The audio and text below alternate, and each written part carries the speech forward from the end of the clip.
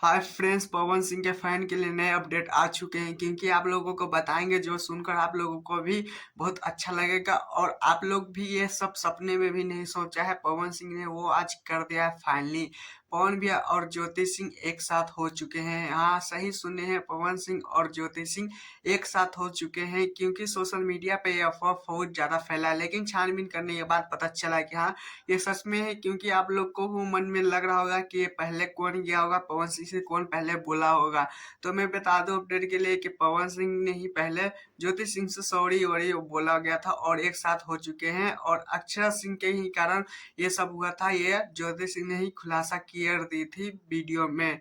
और आप लोगों को क्या ही बता सकते हैं, और दोनों ही बहुत ज्यादा ही खुश हैं।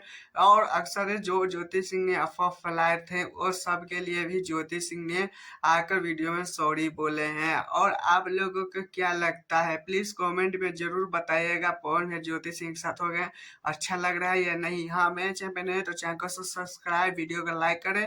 Tata bye bye, all the best. फिर मिलते हैं नेक्स्ट वीडियो के साथ। All the best.